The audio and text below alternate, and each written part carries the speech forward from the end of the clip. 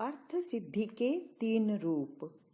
प्रत्येक सिद्धि के साथ निर्माण, प्राप्ति या निर्णय, इन तीनों में से एक अर्थ अवश्य जुड़ा रहता है।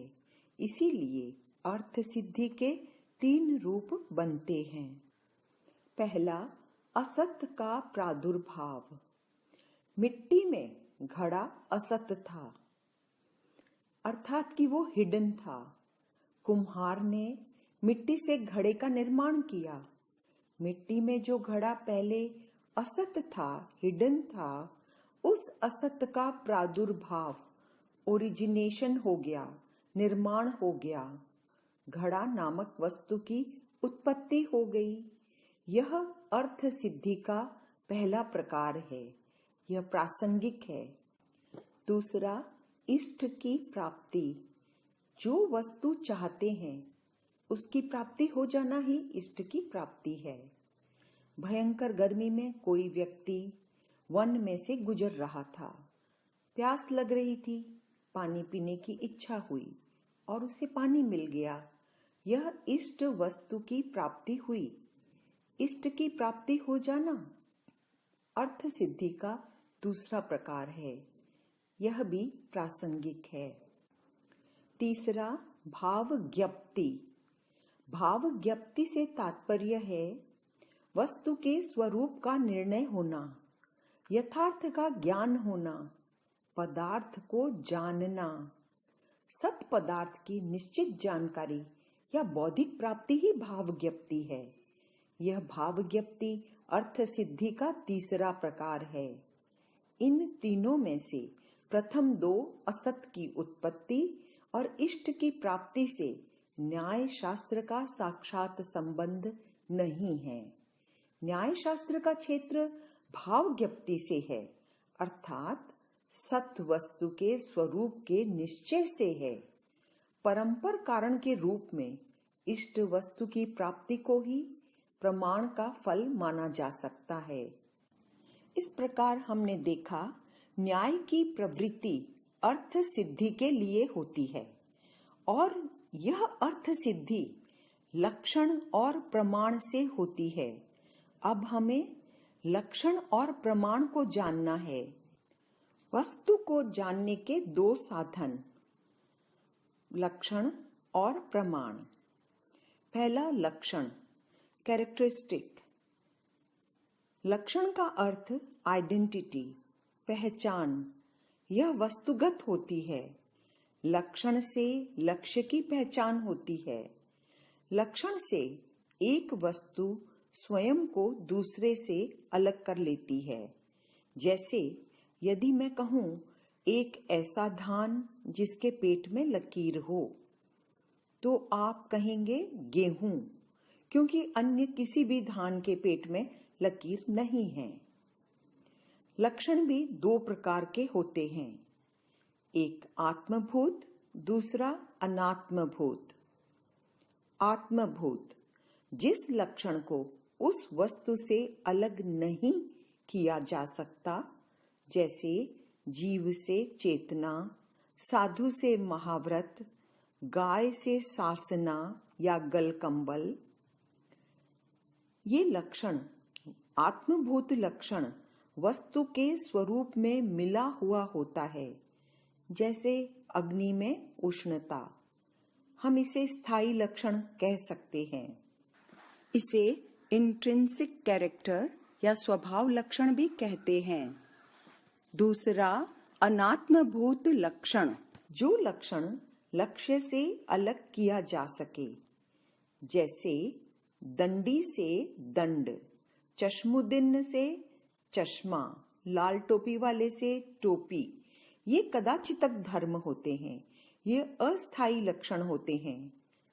लक्षण के 2 प्रयोजन हैं, व्यावृत्ति और व्यवहार। व्यावृत्ति, भिन्नता। सजातीय विजातीय पदार्थों से भिन्नता व्यावृत्ति है।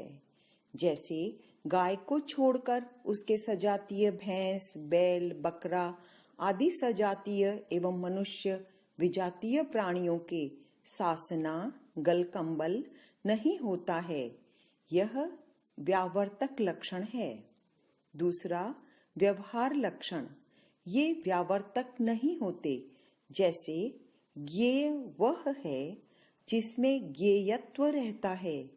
किसी का भी व्यावर्तन नहीं हुआ क्योंकि सभी वस्तुएं ज्ञेय हैं।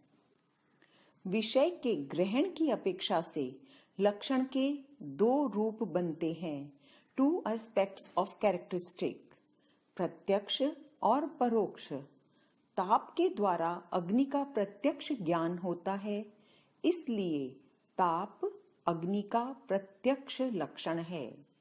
धूम, धुआं के द्वारा अग्नि का परोक्ष ज्ञान होता है, इसलिए धूम अग्नि का परोक्ष लक्षण है। लक्षणाभास, लक्षण के दोष। वस्तु का असाधारण धर्म ही लक्षण होता है, साधारण धर्म नहीं। प्राणित्व सभी जीवों का साधारण धर्म है, अतः गाय के लक्षण में उसका प्रयोग नहीं किया जा सकता, क्योंकि प्राणित्व केवल गाय में ही नहीं अपितु सभी प्राणियों में पाया जाता है। कोई भी धर्म असाधारण तभी कहलाता है जब वह लक्ष्य में रहता हो। जिस वस्तु का लक्षण दिया जा रहा है वह लक्ष्य है। लक्ष्य के वर्ग की सभी वस्तुओं में उस लक्षण का समावेश होना चाहिए। लक्ष्य के वर्ग से बाहर की किसी वस्तु में उसका समावेश नहीं होना चाहिए। अतः किसी भी वस्तु का लक्षण बनाते समय तीन बातों का विशेष ध्यान रखना चाहिए। जैसे लक्षण श्रेणी के सब पदार्थों में होना चाहिए, श्रेणी के बाहर नहीं होना चाहिए, श्रेणी के लिए असंभव नहीं होना चाहिए। कभी कभी लक्षण वास्तविक नहीं होता, किंतु लक्षण की तरह प्रतीत होता है, वह लक्षणाभास कहलाता है। लक्षणाभास के तीन प्रकार हैं: अव्याप्त लक्षणाभास, अतिव्याप्त लक्षणाभास और असंभवी लक्षणाभास। अव्याप्त लक्षणाभास, जो लक्षण लक्ष्य के एक देश में व्याप्त होता है, पूरे लक्ष्य में नहीं होता है। जैसे पशु सींग वाला होता है। यहाँ पशु का लक्षण सींग है, किंतु यह सींग लक्षण सब पशुओं में नहीं मिलता। घोड़ा एक पशु है, किंतु उसके सींग नहीं होते। अतः सींग लक्षण पूरे पशु वर्ग में व्याप्त न होने के कारण अव्याप्त लक्षण के अंतर्गत आता है और हम उसे अव्याप्त लक्षणाभास कह सकते हैं। दूसरा, अतिव्याप्त लक्षणाभास, जो लक्षण लक्ष्य के साथ साथ अलक्ष्य में भी व्याप्त होता है, वह अतिव्याप्त लक्षणाभास कहलाता है। जैसे वायु गतिशील होती है, इसमें वायु का लक्षण गति है और यह गति वायु में पूर्ण रूप से व्याप्त होती है, किंतु यह गति वायु के साथ साथ दूसरी वस्तुओं में भी होती है। जैसे घोड़ा वायु नहीं है, फिर भी वह गति करता है। अतः गति लक्षण पूरे लक्ष्य वायु में व्याप्त होने के साथ साथ अलक्ष्य अर्थात घोड़ा गाय आदि में भी व्याप्त होने के कारण अति व्याप्त लक्षण है। इसीलिए इसे अति व्याप्त लक्षणाभास कहते हैं। तीसरा, असंभव लक्षणाभास, जो लक्षण अपने लक्ष्य में बिल्कुल ही न मिले वह असंभव लक्षणाभास कहलाता है। जैसे पुद्गल जड़ चैतन्यवान होता है, यह जड़ पदार्थ का असंभव लक्षण है। जड़ और चेतन का अत्यंताभाव होता है। जड़ किसी भी समय चेतन नहीं बन सकता और चेतन किसी भी समय जड़ नहीं बन सकता। अतः चेतन लक्षण पुद्गल में बिल्कुल ही न पाए जाने के कारण असंभव लक्षण है। इसीलिए यह असंभव लक्षणाभास है। वस्तु के ज्ञान में लक्षण एक महत्वपूर्ण साधन बनता है, पर किसी भी वस्तु के लक्षण का निर्धारण करते समय यह ध्यान रखना चाहिए कि वह अव्याप्त, अतिव्याप्त और असंभव दोष से सर्वथा रहित हो। इन दोषों के होने पर वह लक्षण न रहकर फिर लक्षणाभास बन जाता है।